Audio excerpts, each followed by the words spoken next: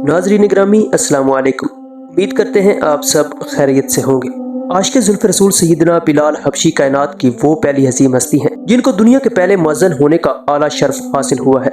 اللہ کے رسول نبی کریم صلی اللہ علیہ وسلم نے ارشاد فرمایا کہ بلال کس قدر اچھا آدمی ہے کہ وہ تمام مؤذنوں کا سردار ہے۔ آپ کے والد رباح اور والدہ حمامہ عرب کے ایک قبیلے کے غلام تھے۔ یہ سرزمین عرب کا وہ تاریخ دور تھا جب انسان اخلاقی پستیوں کی گہرائیوں میں گرا ہوا تھا اور اس پر گمراہی مسلط تھی۔ اس دور میں جہالت میں سب مظلوم طبقہ غلاموں کا تھا، جسے بنیادی انسانی حقوق ملنا تو دور کی بات، سکون سے اپنی زندگی گزارنے کا حق بھی نہ تھا۔ سیدنا حضرت بلال امیہ بن خلف کے غلام تھے۔ وہ اپنے آقا کی بکریاں چرانے پہاڑوں پر جایا کرتے تھے اور ایک دن آپ کا گزر غار ہرا کی طرف سے ہوا، جہاں رسول کریم صلی اللہ علیہ وسلم اپنے یار غار سیدنا ابو بکر صدیق کے ساتھ تشریف فرما۔ اللہ کے رسول نبی غیب داں نے اس حبشی نوجوان کو دیکھا تو اپنے پاس بلا کر فرمایا کہ میں اللہ کا رسول ہوں، تمہاری اسلام کے متعلق کیا رائے ہے؟ سیدنا حضرت بلال حبشی تو رسول کریم صلی اللہ علیہ وسلم کی ذات اقدس سے پہلے ہی متاثر ہو چکے تھے۔ آقا کونین کا دلکش انداز گفتگو تو حضرت بلال کے منہ سے نکلا کہ میں آپ کے دین کو اچھا پاتا ہوں۔ یہ کہہ کر حضرت بلال تو واپس لوٹ گئے، مگر ان کا دل وہیں حضور نبی کریم صلی اللہ علیہ وسلم کی طرف رہ گیا۔ حضرت بلال حبشی دوسرے دن پھر بکریاں لے کر وہیں پہنچے۔ نبی کریم صلی اللہ علیہ وسلم کی سادہ باتیں سنی تو دل اور بھی بے قرار ہو گیا۔ جو سچائی آپ کے قلب پر اسلام کی صورت میں پہلے ہی ودیت کر چکی تھی، وہ دین اسلام کی صورت میں سامنے آ گئی اور آپ نے اسلام کی پکار پر لبیک کہتے ہوئے کلمہ شہادت پڑھ لیا۔ حضور نبی کریم صلی اللہ علیہ وسلم کے غلام کی سنت حاصل فرمائی۔ حضرت بلال حضور نبی کریم صلی اللہ علیہ وسلم کے مرید ہو کر اسلام کی دولت سے مالا مال ہو گئے۔ اس وقت سیدنا بلال رضی اللہ تعالی عنہ کی عمر مبارک صرف 28 برس تھی۔ آپ ان پہلے 7 خوش نصیبوں میں سے ہیں جن کے لیے اسلام نے اپنے دروازے کھول دیے۔ یہ اسلام کا اولین دور تھا۔ حضور نبی کریم صلی اللہ علیہ وسلم کے حکم سے فی الحال رازداری سے اسلام کی تبلیغ فرما رہے تھے، لیکن اسلام کا منفرد اور پاکیزہ رنگ زیادہ عرصے تک کفار مکہ سے پوشیدہ نہ رہ سکا۔ انہوں نے جلد ہی محسوس کر لیا کہ ان کے بعد ساتھیوں، خاص طور پر غلام اور خواتین میں تبدیلی آ گئی ہے۔ امیہ بن خلف کو جب یہ خبر ملی کہ اس کا غلام بلال نبی کریم صلی اللہ علیہ وسلم کا غلام بن گیا ہے اور اس کا شمار آپ کے ساتھیوں میں ہوتا ہے، اس جرم کی پاداش میں امیہ نے سیدنا بلال رضی اللہ تعالی عنہ پر ظلم و ستم کے پہاڑ گرانا شروع کر دیے۔ مرہ کی سرزمین جو اپنی گرمی کی وجہ سے مشہور تھی، وہ دھوپ میں تانبے کی طرح گرم ہو جاتی تھی۔ امیہ حضرت بلال کو تانبے کی زمین پر لٹاتا اور آپ کے سینے پر بھاری پتھر رکھتا۔ آپ کو دہتے ہوئے انگاروں پر لٹا دیا جاتا۔ آپ کے بدن کی چربی پگھل پگھل کر انگاریں بجھا دیا کرتی تھی، مگر آپ کی زبان مبارک سے احد احد کے سوا کچھ نہیں نکلتا تھا۔ امیہ آپ کو کہتا تھا کہ اب بھی تو محمد کے خدا سے باز آ جا، لیکن اسلام اور سرکار کی محبت ان کے سینے سے دنیا کی کوئی بھی سخت سے سخت سزا ختم نہیں کر سکتی تھی۔ آپ کے سینے میں عشق رسول کی حقیقی شمع روشن ہو چکی تھی۔ آپ عاشق حبیب خدا تھے، دنیا کی ان ماروں سے کہاں دریار یار کو چھوڑتے تھے۔ حضرت عمرو بن عاص فرماتے ہیں کہ میں نے حضرت بلال کو اس حالت میں دیکھا کہ امیہ نے ان کو ایسی تپتی ہوئی زمین پر لٹا رکھا تھا جس پر اگر گوشت بھی رکھ دیا جاتا تو وہ بھی جل جاتا، لیکن اس حالت میں بھی حضرت بلال اللہ کے سوا کسی بھی دوسرے معبود کا انکار کرتے رہے۔ امیہ نے طیش میں آ کر ان کے گلے میں رسی ڈال دی اور انہیں مکے کے شریر لڑکوں کے حوالے کر دیا۔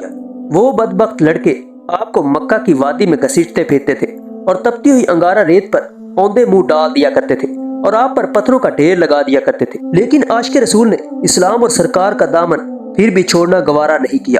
آپ پر بے حد ظلم و ستم کا یہ سلسلہ کافی عرصہ تک جاری رہا۔ یار غار سیدنا حضرت ابو بکر صدیق اس عاشق و صادق پر اتنا ظلم ہوتے ہوئے دیکھ رہے تھے۔ ایک دن ان سے رہا نہیں گیا تو وہ امیہ کے پاس گئے اور اسے کہا کہ اس بے گناہ اور بے کس غلام پر اتنا ظلم و ستم مت کرو۔ اگر وہ خدا کی عبادت کرتا ہے تو اس میں تمہارا کیا نقصان ہے، اور اگر تم اس کے ساتھ احسان کرو گے تو وہ احسان آخرت میں تمہارے کام آئے گا۔ امیہ نے حقارت سے کہا کہ میں تمہارے خیالی یوم آخرت پر قائل ہی نہیں، جو میرے جی میں آئے گا میں وہی کروں گا۔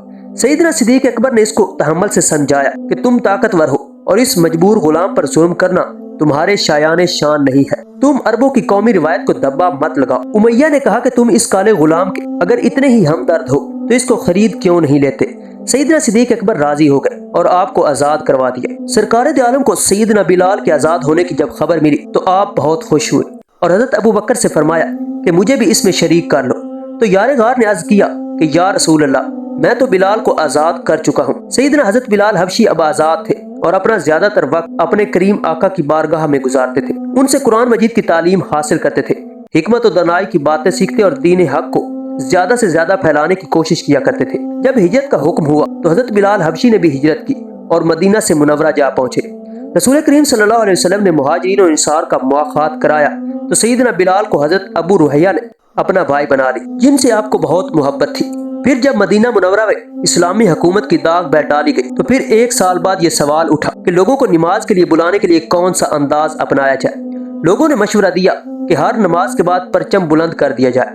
कुछ ने कहा कि नाकूस बजाया जाए और कुछ लोगों ने यह तजवीज दी कि आग नमाज के वक्त जलाई जाए, जिसे देखकर लोग नमाज की तरफ आ जाएंगे। और कुछ लोगों ने यह भी कहा कि एक आदमी लोगों के घरों में जाकर उनको नमाज के लिए बुलाया करे, इस तरह लोग नमाज के लिए आ जाया करेंगे। रसूल नबी करीम सल्लल्लाहु अलैहि वसल्लम ने सब तरीकों को पसंद नहीं फरमाया।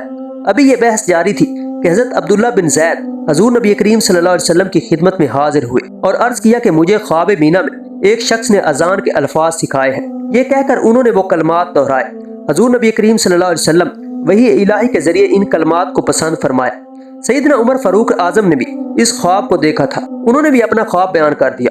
हजूर नबी करीम सल्लल्लाहु अलैहि वसल्लम ने हजरत बिलाल को हुक्म फरमाया कि अजान दो और फिर उनको अजान के कलमात सिखाए और उनको हिदायत फरमाई कि दोनों कानों के दरमियान उंगली रख ताकि तुम्हारी आवाज बुलंद हो सके। इस तरह मदीना की फिजा में नगमा तौहीद बुलंद हुआ और सैयदना बिलाल हबशी को दुनिया इस्लाम के पहले मुअज्जिन रसूल होने का अजीम एजाज मिला। जब मस्जिद नबवी की तामीर हुई तो इसके एक सिरे पर एक चबूतरा बनाकर उस पर छत डाल दी गई। उस जगह पर रसूल करीम सल्लल्लाहु अलैहि वसल्लम के वो सहाबा कराम रहने लगे जो हमा वक्त हजूर पाक की खिदमत अक्दस में रहते थे और इल्म हासिल करते थे। इन मुकद्दस असहाब को असहाब सफ़ा कहा जाता है।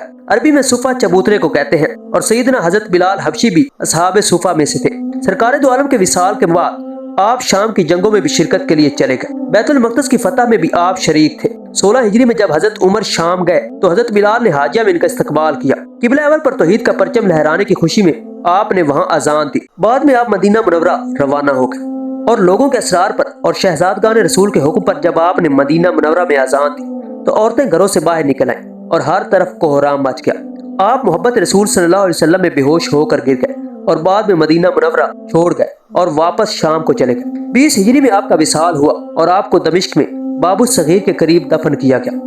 जब आपके विसाल की खबर सैयदना फारूक आजम को मिली तो आप रोते रोते निडाल हो गए। आप रोते जाते थे और कहते जाते थे कि आह हमारा सिरदार बिलाल भाई हमसे जुदाई का दाग दे गया। आप वो आशिक रसूल थे, जब यार को देखा तो सब बर्दाश्त कर लिया मगर दामने मुस्तफ़ा नहीं छोड़ा। अल्लाह करीम आपके इश्क का एक एक जर्रा हमको भी अता फरमाए और सैयदना हजरत बिलाल हबशी जैसे अजीम सहाबी रसूल के सदके उम्मत मुसलमा की बख्शिश फरमाए, आमीन। मजीद मालूमाती वीडियोस के लिए हमारे चैनल को सब्सक्राइब कीजिए, वीडियोस को लाइक और कमेंट कीजिए, दोस्तों के साथ शेयर कीजिए और हमारी हौसला अफजाई कीजिए।